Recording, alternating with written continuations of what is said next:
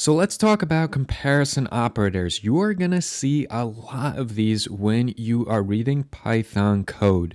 And the good thing about this tutorial is I'm not just going to explain what each one is and provide simple examples of it. I'm actually going to show you two real life examples of how they may be used in code, and we're going to code them together. So the first one I want to cover is the equal comparison operator, and that's denoted by two equal signs next to one another. What does it do? It just checks if the value on both sides are equal. So for instance, if I go ahead and I print 8 equals 8, you're going to see that if we run this program, it says true. So it is really important to point out that the return value of a comparison operator in Python, that is always going to be either true or false.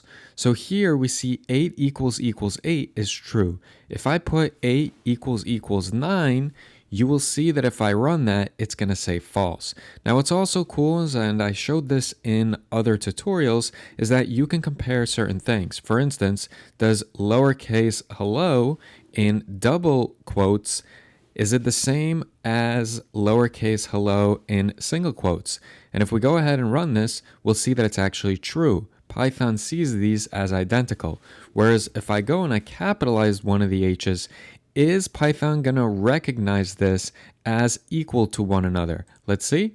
And we see that it's false because it is case sensitive. And here we're using a capital H. And so that's how you use the equals operator. So now let's talk about the not equal operator, which is denoted as an exclamation mark followed by an equal sign. And this basically just checks if the values are not equal. So in this example, if I put the exclamation mark equals, and I try to check this and I run it, you'll see that it says true. Lowercase hello does not equal an uppercase H in the next word hello. And we can use an even more simple example. So we can just say 5 does not equal 6. And if we go ahead and run this, it says true. Now, if I type in 5 does not equal 5, it's going to tell me that it's actually false because they do equal one another. So now let's talk about the greater than operator. So all that does is it checks if the value on the left of the comparison operator is greater than the one on the right. So here, 5 is not greater than 5. So if I go ahead and run this, it's going to say false. Whereas if I put here 8 is greater than 5 and I run this, it's going to say true. So now let's discuss the greater than or equal to comparison operator in Python. So this basically just checks if the left value is greater than or equal to the right one. So remember how in the last example, when I simply wrote 5 is greater than 5, and I went ahead and I ran it, it said false. But if I actually put greater than or equal to, and then I run it, you'll see that it says true. Why is it true? Because the value on the left is greater than or equal to 5. And since it's equal to 5 and there's an or there, it told me that it's true. Now less than and less than equals to works the same exact way. Now less than is denoted with this symbol here. And if I run this, you'll see that in fact 5 is not less than 5. But if I change it to 4 and I run 4 less than 5, you'll see that it says true. And the same thing for less than or equals to, where over here it could change the number to 5. And now 5 is less than or equal to 5. And it in fact says true. Now, these operators are often used in conditional statements, like if statements, to help control the flow of a program based on certain conditions. So I'm going to show that to you in two real-life examples. Have you ever been to a website and it says, are you over 18 years old? And depending on what you do after you put in your age, it's either going to let you use that site or not let you use that site. Well, that could be achieved with Python's comparison operator to check if the user's age meets the requirement. So here's exactly how we would do that. We can then assign a value to the variable age requirement, and let's make that 21 years old. So now I can write a conditional statement that says if user age is greater than or equal to the age requirement variable, Then print welcome to the site. Congrats on making it to adulthood.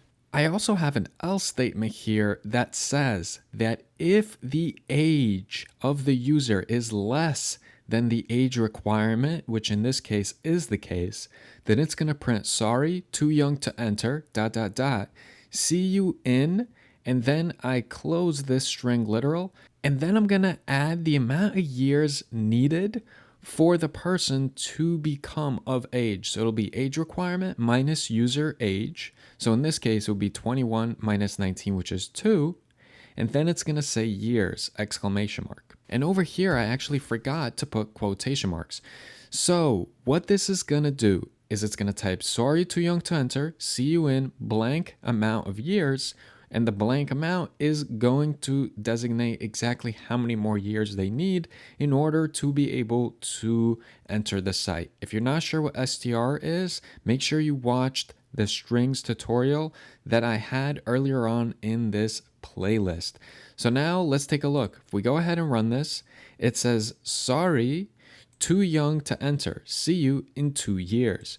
Well, what if I over here put 12 and then I go ahead and I run the program?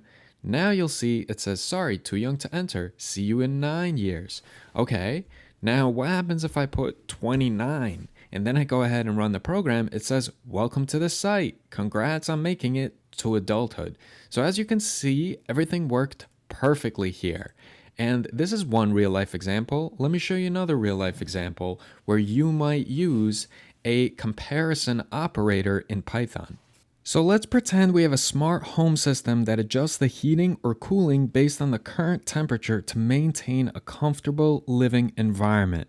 So we're going to have a variable here called desired temperature, and then we're going to have another one called current temperature. So here I'm going to write if the current temperature is less than the desired temperature, print heating up the room to reach the desired temperature.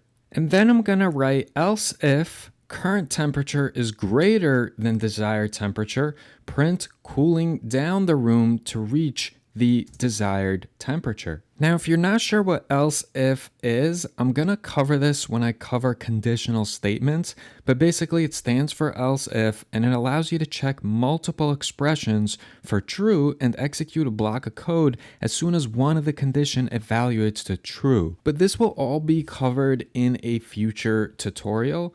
So to go back to the example, over here, I'm going to code in else.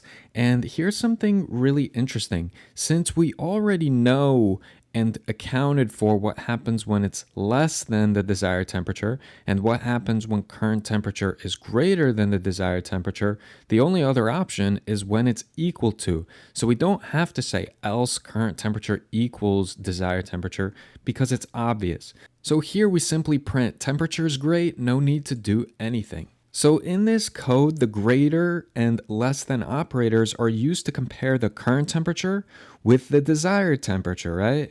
So based on this comparison, the system will decide whether to heat or cool the room or do absolutely nothing if the temperature is already optimal. So let's go ahead and let's test that out. So I'll clear this out on the right.